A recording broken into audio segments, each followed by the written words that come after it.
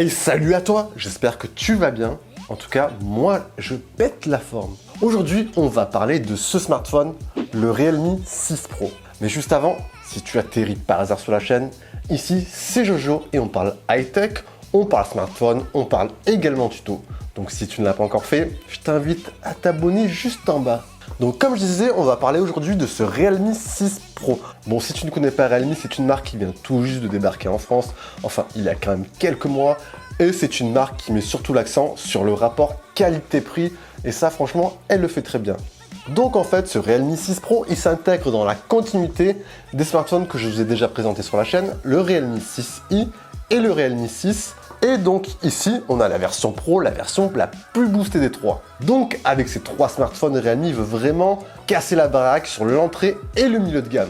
On va se faire du coup une première prise en main, on va aborder la partie design, on va également un peu survoler la partie photo-vidéo et on ira un peu plus à l'intérieur. Donc si vous êtes prêts, suivez-moi. On commence par le packaging. Bon, belle boîte jaune pétillante, comme on a l'habitude de les voir sur les autres modèles de la marque, sinon rien de particulier. Le petit logo 6 Pro Realme devant, et on a quelques caractéristiques au dos du smartphone. Allez, on passe à l'ouverture de la boîte. Bon, toujours un peu compliqué d'ouvrir ces boîtes. Hop. On va avoir à l'avant le premier compartiment avec la petite phrase d'accueil et Welcome to the Realme Family. Bon, on a l'habitude de voir, je vais pas vous traduire, vous l'aurez bien compris. On aura à l'intérieur la petite coque de protection.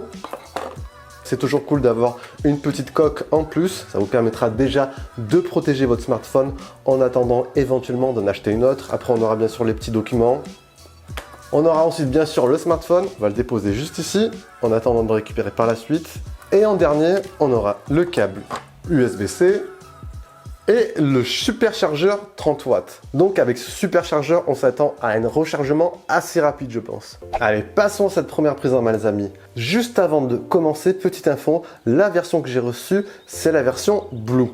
Sachant aussi qu'il existe une version Red, mais avec une teinte se rapprochant un peu plus du violet. Voilà, c'est un smartphone qui a été lancé à 349 €, 8 Go de mémoire vive et 128 Go de stockage. Donc un smartphone qui vient directement concurrencer les Samsung A71, le futur Redmi Note 9 Pro ou encore le Xiaomi Mi 9T. Allez, passons enfin à cette première prise en main. Commençons par la partie design de la face avant. Premier point qu'on remarque directement, c'est le double poinçon juste en haut à gauche qui va loger les deux capteurs. Donc ça permettra d'avoir plus de polyvalence, mais en contrepartie, on aura un capteur selfie un peu plus imposant. On a sinon un écran qui occupe quand même une belle partie de la dalle. On est de mémoire sur un ratio de 90%. On aura un verre Corning Gorilla Glass 5 pour la protection, donc nickel. Face arrière, moi, ce qui me saute aux yeux directement, c'est ce petit éclair qu'on voit apparaître lorsqu'on incline le smartphone. On aime ou on n'aime pas, après c'est une question de goût. Voilà, mis à part ça, sinon on a des finitions soignées, on a un dos en verre, on a un aspect général du smartphone qui me convainc assez bien. On a le module juste ici en haut à gauche, un module quadruple capteur photo aligné de manière verticale. On y reviendra dessus un peu plus tard. On a juste ici le logo Realme qui est dans la continuité des capteurs photo. Voilà, rien de spécial, un smartphone assez sobre avec ce petit éclair en forme d'originalité. Niveau ergonomie, le smartphone tient bien en main. On a des bords qui sont arrondis, donc ça facilite le tout. Après, on est sur un smartphone assez grand, dalle de 6,6 pouces. Donc une utilisation à deux mains sera peut-être plus confortable pour vous, à moins que vous ayez des mains de géant. Et moi personnellement, j'ai des petites mains, donc une utilisation sera plus facile lorsque j'utilise les deux. Côté connectique, on aura les habituelles prises jack, prise USB-C et le petit haut-parleur. Sur la tranche gauche, on aura les boutons de volume et l'emplacement double nano SIM avec extension du stockage via micro SD. Et de l'autre côté, on aura le bouton de démarrage qui fait également office de bouton pour déverrouiller le smartphone via lecteur d'empreinte digitale. Donc voilà, une fois que vous aurez configuré votre empreinte digitale, le déverrouillage du smartphone se fera de manière assez réactive. Sinon, le smartphone est bien sûr compatible 4G, on aura le Bluetooth 5.1 et le NFC pour vos paiements sans contact. Pour revenir d'un peu plus près sur cet écran, comme je vous l'ai dit, on est sur un smartphone quand même assez grand, dalle de 6,6 pouces. on est ici sur une technologie LCD IPS avec une définition Full HD.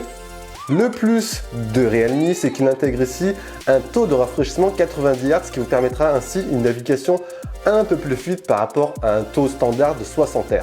Pour cela, vous avez juste à configurer tout ça dans les paramètres. Voilà, paramètres, affichage et luminosité.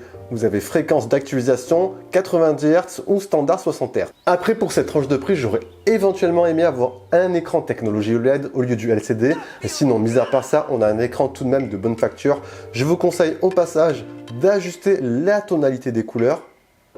Juste ici, affichage et luminosité, température couleur un peu plus chaude et des modes de couleur de l'écran en doux. Ça vous permettra d'avoir un écran plus réaliste. Niveau config, on est sinon sur le processeur milieu de gamme Snapdragon 720G, 8 Go de mémoire vive et 128 Go de stockage, donc une config qui devrait fonctionner nickel sans aucun doute.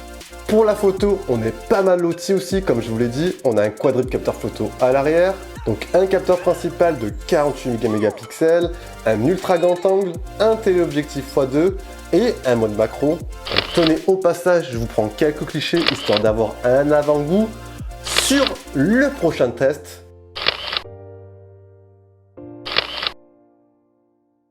Et pour finir, comme je vous l'ai dit, le smartphone sera compatible avec la recharge rapide 30 watts. La marque nous annonce 1 heure pour une recharge de 0 à 100%, donc à vérifier par la suite.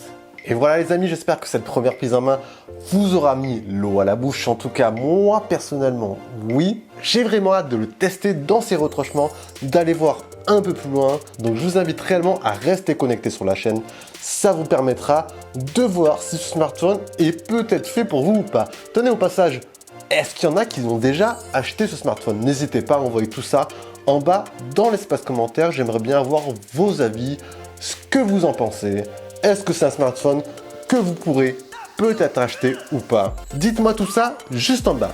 Voilà, comme d'habitude, n'oubliez pas d'envoyer le petit pouce bleu. Sur ce, c'était Jojo. On se dit bien sûr à la prochaine. Prenez soin de vous. Ciao, ciao!